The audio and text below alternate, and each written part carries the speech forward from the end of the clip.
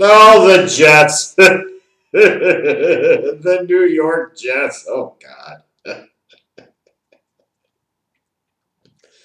While granted, it's a little bit more fun to make fun of the Cleveland Browns, call them the skid marks of the National Football League.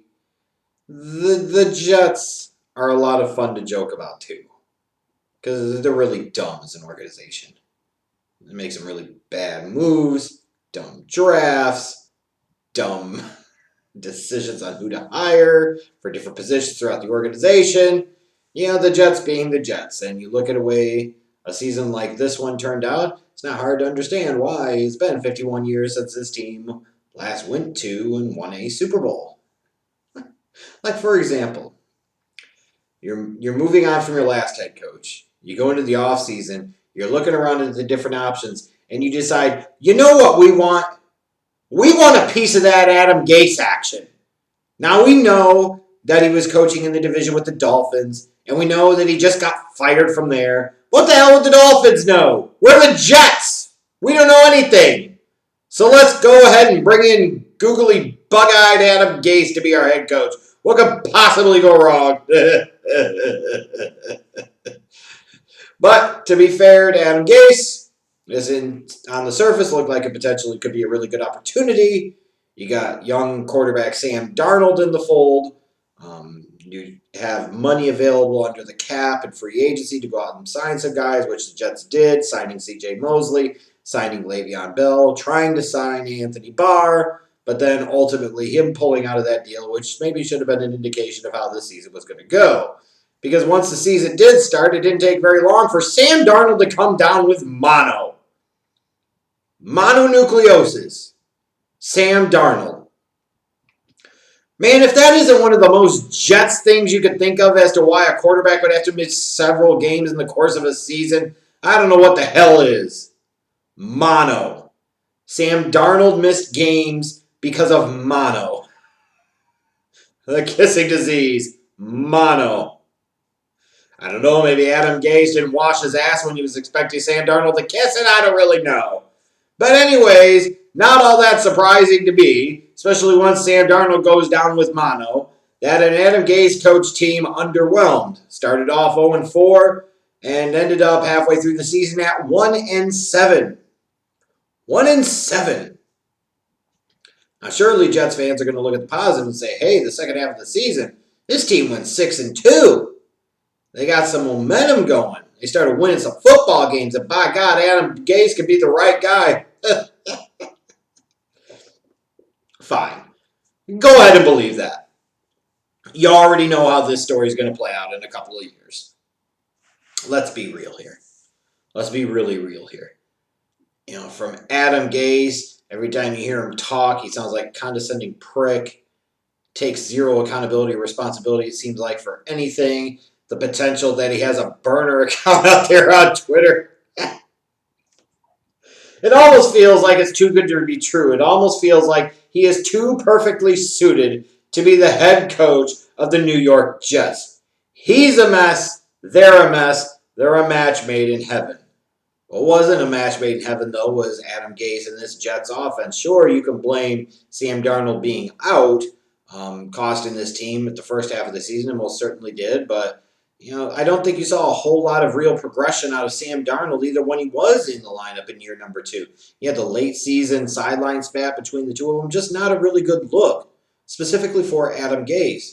Like, you're supposed to be this quarterback whisperer, even though where I've seen you with Chicago and Cutler and freaking Miami with Tannehill, you know, you could certainly make the argument that if he was whispering, he was doing it at too low of a sound frequency for the quarterbacks to actually hear it. And before you go on that whole, well, he worked with Peyton Manning had a great year.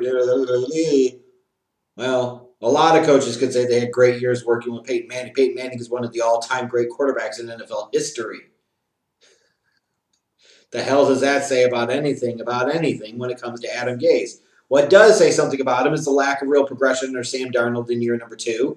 Le'Veon Bell, after missing all of last season, comes back. He has held under 800 rushing yards. The offense was 31st in total yards a game. You know, just Really piss poor performance for an offensive unit that in theory should be getting better because you brought in some offensive minded genius, this quarterback guru, this quarterback whisperer. How'd that work out for you? Then on the defensive side of the ball, during the season, they were able to dump Leonard Williams onto the dumb Giants because Dave Gettleman doesn't understand how compensatory picks work and so forth. So the Jets, I think, got a third-round pick and maybe a fourth or fifth-round pick in order to get rid of Leonard Williams, but wasn't doing much for him. So that way he could go to the Giants and do absolutely nothing there. Man, another Gettleman goof, if you will. But even getting rid of the former sixth overall pick in that 2015 draft, this Jets defense played pretty well this year. It's a reason why they were able to kind of turn it around the second half of the year. Defense was top 10 in the league in yards allowed. Not quite an elite defense, sure, but certainly the better unit of the two compared to the offense under Adam Gase and Sam Darnold. So, not all was lost. And I suppose you could look at this and you could say, depending on your perspective, well, Jeff, they went 6-2 in their last 8 games. That means that they're on the right track. They closed the season out strong. And sometimes closing out the season strong matters. And sometimes it absolutely doesn't. Ask Falcons fans. Ask Falcons fans. In terms of what they got out of the 2019 draft class, the answer was about Bupkis. Ja'Kai Polite, the edge rusher for Florida, the third-round pick, was cut in training camp. That's really bad and really rare when you see a third-round draft pick getting cut in training camp. He had to really screw up. He had to really not work hard, really not produce, or just really show himself out to be an a-hole. I don't know what it was, but it was a third-round pick, and he ended up not even sticking through training camp. Quinn Williams, the first-round pick, the defensive lineman from Alabama that a lot of us envisioned being a super stud, only had 2.5 sacks. I still think he's going to be a building block of that defense for years to come, along with that stud safety they have in Jamal Adams. But you would like to see more production out of him than 2.5 sacks. Those are borderline Solomon Thomas numbers, I'm just saying. Now, good thing for the Jets and the organization, if you want to be positive about this, 7-9 for the season, 6-2 the last 8 games. You've got all that, considering you didn't get much out of Quentin Williams, and you got $65 million in cap space. And when you look at the free agents you have, probably the most notable one's going to be Robbie Anderson, the wide receiver. He's a speed option. He's a threat on the outside. But do you really want to be paying huge money to a guy like Robbie Anderson? I don't know about all that. Do you get Ryan Khalil to come back for another season? Do you bring Kelvin Beachum back? When you look at this, not a ton of notable free agents, but some guys that it'll be interesting to see what they decide to do or not. But when it comes to the Jets, I don't even know why I bother talking about their drafts, because we always know what it's going to be every damn year. 2 of their first 3 picks are going to be on the defensive side of the ball. It never fails. Well, that's got to change this year. This team has to focus on offense. They have to focus on it early, and they have to focus on it often. Specifically, they need to improve the offensive line in front of Sam Darnold. Offensive tackle, offensive guard, both areas could certainly, in my opinion, use upgrades. They need upgrades. And if you want Sam Darnold to have a chance to become the star you want him to be and think he can be, then you got to improve the offensive line blocking in front of him. Then you need to help him out at the skill positions. Even if you bring back Robbie Anderson, is Robbie Anderson striking a ton of fear in people? Is he really, truly a number 1 wide receiver? The answer to the second question to be is most certainly he is not. You need to go into this draft and find some talent at the wide receiver position. Same thing with the tight end group.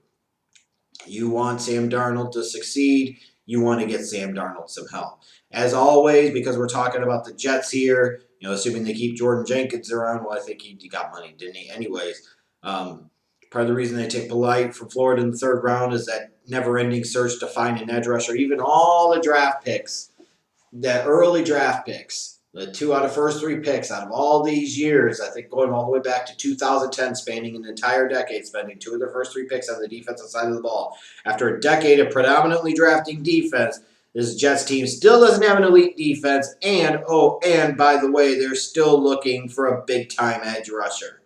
So they got to see if they can find that guy somewhere in this draft as well. When it comes to the Jets, look, like I said a little bit ago, it's all about perspective. If you want to buy into the 6-2 finish, then you might want to get crazy. You might want to get nuts and start talking about this being a double-digit win team in 2020. And could they potentially unseat Brady Belichick and the New England Patriots? The reality to me is, though, is that give it time. Adam Gase will lose the players in the locker room, and it will reflect in their performance. You know, it's still fun to make fun of the Jets, and they ultimately deserve to be made fun of for hiring Adam Gase, but unfortunately, not quite as much fun as making fun of the Browns.